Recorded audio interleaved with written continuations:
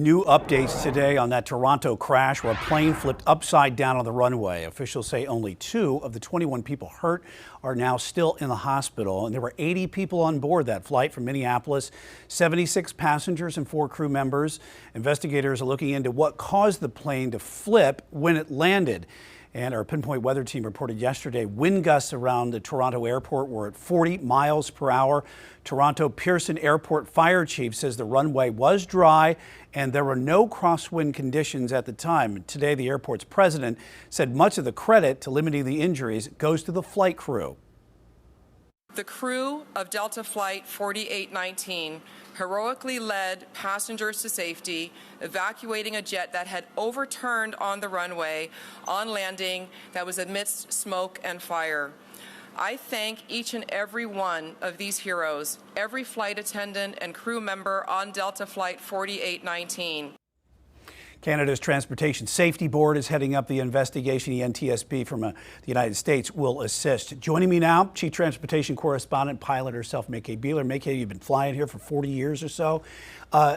Lots of different aircrafts. What do you make of this thing that happened yesterday? So, you wonder, was it totally environmental? Was it snow? Was it ice? Was it the runway? Was it pilot error? Was it mechanical error? Was it the wind? Was it all of that together? So when you have gusty conditions like that, that's a pretty tough situation.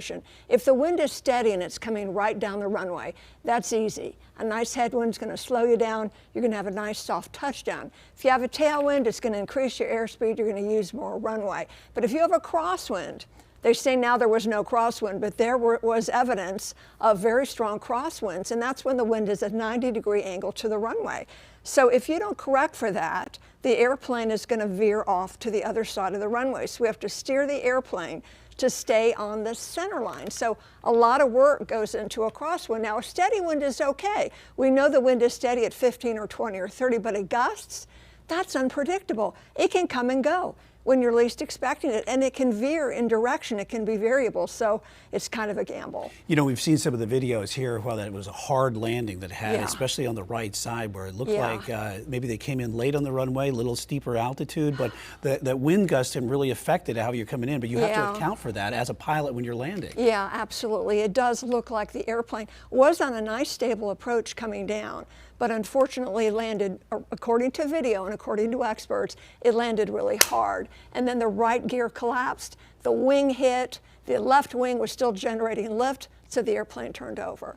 So it appears, we don't know, investigators will tell us, that it was a hard landing, more than 2 Gs.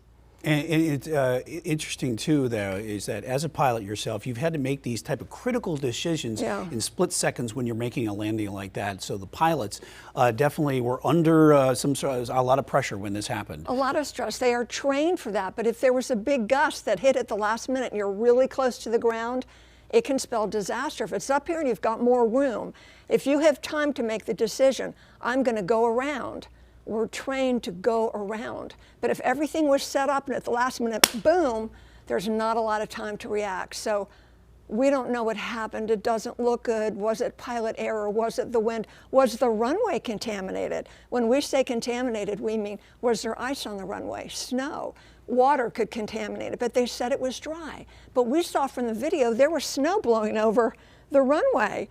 So lots of conflicting reports here. Yeah, and just have to wait on the investigation. That's still very early on, but a lot of things that are helping add up is when you're crowdsourcing this when we're looking at it. But also the amazing aspect of this is that everyone did survive, and a lot of it happens to do with the technology of the plane and the way it's constructed. It says a lot about the structural integrity of the aircraft and the training of the flight attendants and listening to your crew.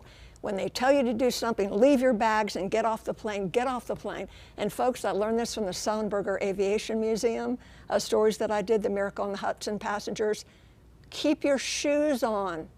Could you imagine if you were wearing sandals or you had your shoes off and you had to get off in 18 degrees in those conditions? I'd have been okay with it if I was surviving. I know. But I understand, that's a good point to have. But listen to the flight crew. They are there to save you, not just to serve peanuts. Yeah, and also you've trained, it was a CRJ 900, the Bombardier. You've trained on that, haven't you, before? 700, 900. So the 700 was the model that unfortunately collided over the Potomac. This is the 900 model. It's just a stretch version of the CRJ 700. Can carry maybe 20 extra seats.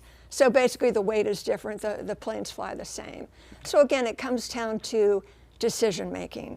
And if you get a bad experience with a horrible gust of wind too late in the game where you don't have time to correct for it, it's tough. That's where we're taught to go around. If you can, if you're too close, we don't know. Or maybe the approach was just at the last minute.